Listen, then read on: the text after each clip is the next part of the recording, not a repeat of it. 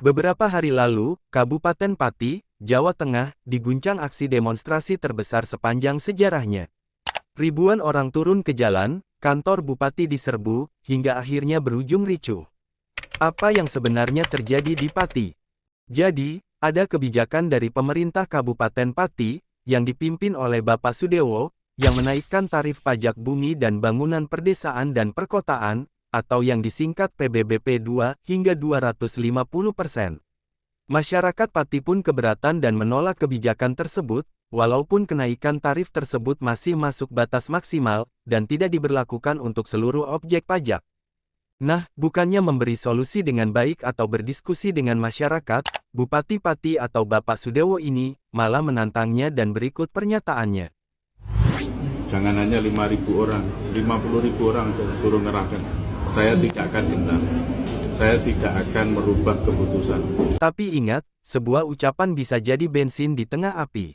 Dan masyarakat, kalau sudah ditantang, akibatnya bisa jauh lebih besar dari yang dibayangkan. Yap, demo besar-besaran pun terjadi. Bupati Pati bilang tidak akan gentar walaupun 50 ribuan orang, namun siapa sangka, jumlah peserta yang hadir justru melampaui 2 kali lipat dari perkiraan, lebih dari 100.000 orang memadati halaman kantor Bupati Pati. Dalam aksi ini polisi mencatat ada 34 orang dari masyarakat dan anggota polisi yang mengalami luka-luka. Yang anggota polisinya sendiri sebanyak 7 orang. Dan dampak akibat demo tersebut diantaranya, sebuah mobil dinas milik Propam dibakar, gerbang pendapat Kabupaten Pati mengalami kerusakan meski tidak roboh total akibat tekanan dari massa yang mencoba menerobos masuk, dan beberapa fasilitas seperti vas bunga yang dilempar ke ruang rapat, dan beberapa coretan di tembok dengan kalimat yang tidak pantas. Jika kita melihat lebih jauh, peristiwa di Pati ini bukan hanya sekadar kerumunan massa. Ia mencerminkan hubungan antara pemerintah daerah dan warganya. Di satu sisi, pemerintah berkepentingan menjaga ketertiban dan stabilitas. Di sisi lain, masyarakat berhak menyampaikan aspirasi, bahkan dengan jumlah yang besar sekalipun. Pernyataan Bupati Pati dalam aksi tersebut menimbulkan polemik besar. Ucapannya, jangan hanya 5.000, 50.000 pun ayo kerahkan, terdengar jelas sebagai sebuah tantangan kepada masyarakat. Ucapan ini bukannya meredakan ketegangan, justru memperkeruh suasana. Banyak warga kemudian merasa diremehkan, seakan-akan jumlah massa yang sudah hadir dianggap tidak berarti. Situasi ini membuat sebagian masyarakat terpancing untuk menunjukkan kekuatan yang lebih besar.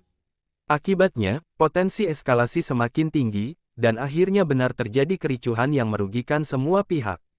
Inilah letak masalahnya, ketika komunikasi dari seorang pemimpin tidak disampaikan dengan bijak, ia bisa berubah menjadi pemicu konflik. Alih-alih menjaga kondusivitas, ucapan tersebut justru membuka celah terjadinya bentrokan, perusakan fasilitas umum, hingga tindakan anarkis yang sulit dikendalikan. Dari kejadian ini, ada beberapa hal penting yang bisa kita pelajari. Pentingnya komunikasi yang bijak. Seorang pemimpin harus mampu menyampaikan pesan dengan jelas, agar tidak menimbulkan salah tafsir. Kekuatan suara rakyat, kehadiran ribuan orang menunjukkan betapa besar kepedulian masyarakat terhadap kondisi daerahnya. Ini harus menjadi alarm bagi pemimpin untuk lebih mendengar. Keseimbangan antara hak dan kewajiban. Rakyat berhak menyampaikan aspirasi, namun tetap harus dilakukan secara tertib dan damai. Begitu pula pemerintah wajib mendengar, tetapi juga menjaga ketertiban bersama. Peristiwa di Pati memberi kita refleksi bahwa hubungan pemerintah dan rakyat adalah dua sisi mata uang yang tidak bisa dipisahkan. Masyarakat butuh pemimpin yang mendengar, sementara pemimpin butuh rakyat yang aktif berpartisipasi.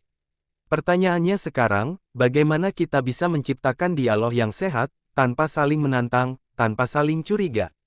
Itulah pertanyaan besar dari peristiwa ini. Jadi sekali lagi, ada apa dengan Pati?